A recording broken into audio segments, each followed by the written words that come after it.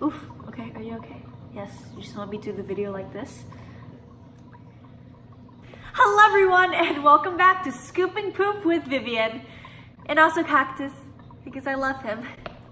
So today I'm actually going to be talking about the 10 most common mistakes that beginner bearded dragons make. And so a lot of you guys have actually told me to make my educational videos a little bit shorter and more to the point, and so I'll be doing that today. So the first thing I'll be talking about today is improper UVB lighting. So as we all know, UVB is something that actually helps reptiles process calcium. Many times pet stores will try to sell you coil bulb UVB lights that are not acceptable. These lights simply aren't powerful enough for your bearded dragon. Instead, you should be using longer UVB bulbs like the ones that I'm inserting right now, because these actually provide the proper UVB for your bearded dragon, and it should be taking about 3/4 of the enclosure so that they get the proper exposure they need. And the second thing that people oftentimes don't do is that they're feeding their bearded dragon the improper diet. So when bearded dragons are babies, they can eat around 60 to 100 crickets a day, and most people feed them a lot less. So when they're babies, their metabolism is a lot faster and they need to constantly grow. So that means every single day you should be feeding them the proper sized insects. And again, with crickets, that's around 60 to 100, and most people either can't afford it or they don't have enough time to do that. And babies should also be fed multiple times a day, so it can be really difficult. Now the thing with insects is that some people think it's easier to feed dead insects. However, as we all learned in elementary school about the food chain and the energy pyramid, dead insects actually do not offer proper nutrients that gets passed on to your bearded dragon. And so when people feed live insects, they feed them other foods. So if you have live insects, you might feed them things like oranges or fruits or vegetables, because then those insects are actually getting enough nutrition. Therefore, the nutrition gets passed on to your bearded dragon, and they're actually getting everything they need to be happy little boys, right? Yes.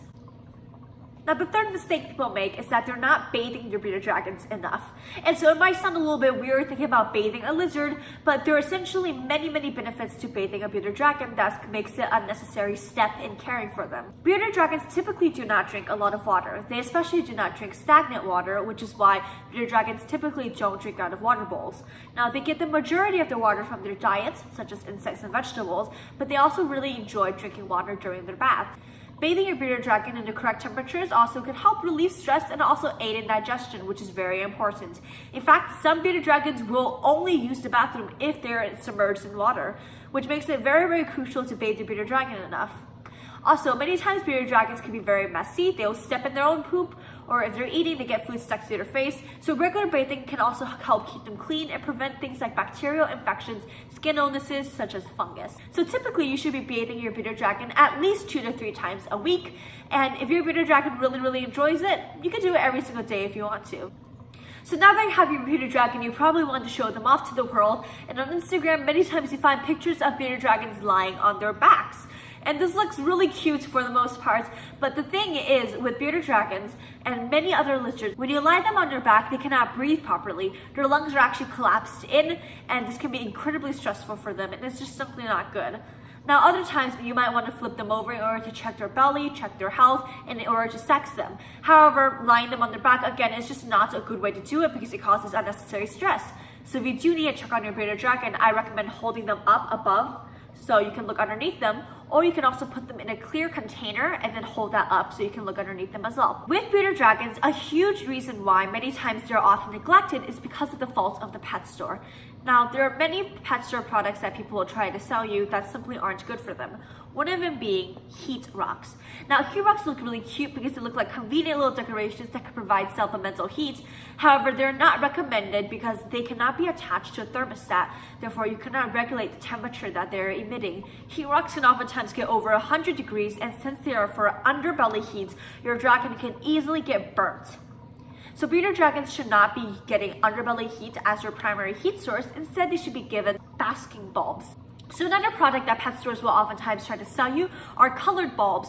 Now these are usually red in color, and they're meant for nighttime use so that your bearded dragon can stay warm throughout the night. Now the reason why they're red is because the majority of reptiles cannot actually detect the color red. However, the wavelength of the lights that these bulbs produce are actually within visible light, so that means that your bearded dragon will still be able to see the light it's producing, just simply not its color. So basically having one of those lights as a heat source in the night is kind of like having the lights on. And it's really not good for your bearded dragon because that messes up their day and night cycle and also causes unnecessary stress. Most bearded dragons will actually benefit from a drop in temperature in the night, as they will find in the wild, because obviously when the sun goes away, the temperature actually drops. Unless your house gets incredibly cold during the night, it's actually good to unplug all your extra lights and also heating devices during the night so they can experience what they would in the wild. Now, going back to bearded dragon diet, a huge mistake is that people are not dusting their food. So dusting basically defines as adding a supplemental powder to your bearded dragon's vegetables or insects. So the most common type of supplement that you give your bearded dragon is calcium with D3 typically. And so obviously the insects and vegetables typically will contain calcium. However, you want to balance out the calcium to phosphorus ratio by dusting them with extra calcium. So basically, you want to be dusting every single feeding with either a calcium with D3 powder or a multivitamin powder. And I'm actually doing a video on reptile supplementation, but just letting you know today that every single meal should be dusted and you should be doing individual research on how much to dust it. Now, going back to things that pet stores will oftentimes try to sell you, it's loose substrate. Many times people are not using the proper substrate for your bearded dragon, and instead pet stores trick you into buying things like calcium sand and also crushed walnut shells. I am so sorry. So basically, a bearded dragon who lives on loose substrate always has the risk of impaction. Now, impaction is when parts of the substrate gets lodged in your bearded dragon's digestive tract, and this basically causes a buildup and their food can't pass through and they can die from this. It's really, really tragic, and it happens to so many reptiles a year. So the best way to avoid this is to not use loose substrate at all. My favorite type of substrate to use is actually tile because it's very cheap and it's super easy to clean. So typically when you're doing research for a bearded dragon, something that doesn't always come up is the topic of brumation. Now, brumation is basically the reptile equivalent to hibernation. And in this period, many reptiles, such as bearded dragons, will oftentimes slow down, reject food, reject pooping, and they will sleep for extended periods of time, or they might sleep completely and just not get up. Some will get up and eat occasionally and like bask occasionally, but essentially it's a big period of slowing down in behavior for your bearded dragon. So brumation typically happens around the winter months. This will last anywhere from a couple of weeks to a couple of months. So the very last thing I want to talk about is, again, a very controversial subject, and that is co-habing. So co-habing defines as keeping 2 or more bearded dragons together in the same cage. Now, here's the thing. Many people argue that in the wild, bearded dragons will obviously see other bearded dragons and that they'll interact in some kind of social way. However, it is very different from in the wild versus in captivity, because in the wild they have hundreds of miles of space so that they can roam and establish new territory whenever there is aggression present. In a home environment, that doesn't exist. But it's also stressful for the dragons because they cannot establish any more territory than there is whenever there is stress. Now, some people say, well, again, I've kept multiple bearded dragons together and they're all fine. Honestly, they will look fine one day and maybe you come back and stuff like this happens.